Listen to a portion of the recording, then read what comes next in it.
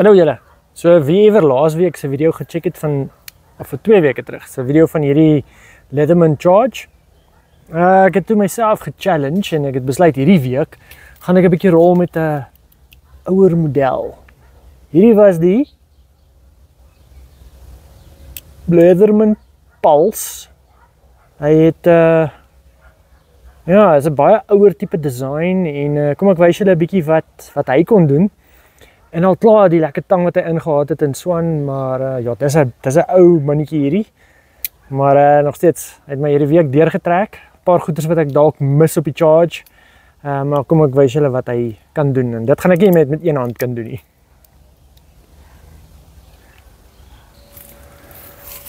Maar net so om gou die tweetjies te wys.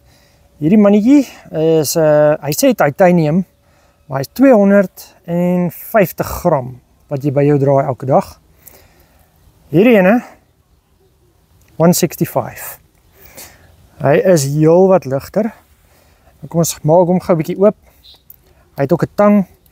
Hy is miskien hy maak dalk jou hand 'n bietjie seerder dink ek, maar dit voel nie so nie. As jy lekker met die tang grip, dan doen hy sy ding.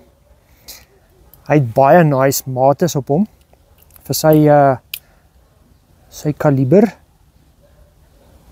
Maar baie duidelike mates wat jy kan gebruik om gou ietsie te meet tot so 20 of 200 mil, 20 cm.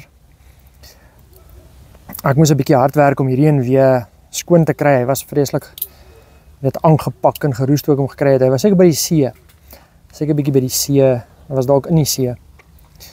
Hy het ook daai lekker veil wat die ander wat die Charge het en die Waves het, aan albei kante is sy veil en hy het ook daai grove deeltjie. En hierdie ding het 'n baie goeie sluitmeganisme. Jy moet hierdie hele ding terugtrek. En so kan wys soos dis moeilik om hom te onthaak. Maar dit is van die eerste ordentlike hak patente dink ek wat hierdie ouens uitgebring het. Maar ja, so release hom. En kom ek wys julle gou elke tool wat hy in het. Ek gaan hulle sommer so almal oopvleer hier met een slag. En dan kan ons kyk na hulle. O, hier binne kan jy daai lokmeganisme nou mooi sien in werking. Vreeslike ingewikkelde tipe ding, maar baie effektief. Soos die veiltjie bære, daar so het jy 'n flat, regtig 'n fyn flat, so jy kan baie lekker fyn skroefies met hom draai. Die staar is al baie gebruik en hy is hoë kwaliteit. Die ding gryp 'n skroef, al dink jy hy is gestrip, hy vang hom nog steeds. En dan het jy ook jou botteloopmaker. Hierso is ook ja, waar jy jou kan bietjie aan jou sleutelhouers vasmaak en so, maar hierdie botteloopmaker werk regtig goed. Hulle is design om 'n blikkie ook goed oop te sny, regtig skerp en hy werk dit baie goed. Aan die ander kant het jy 'n blade. Nou die ding is ongelooflik skerp. En ja, ek het hom nog nie vreeslik regtig hoef skerp te gemaak, nie so bietjie, maar ja, daai ding is 'n goeie shape mes en hy werk vrek lekker vir biltongkerf.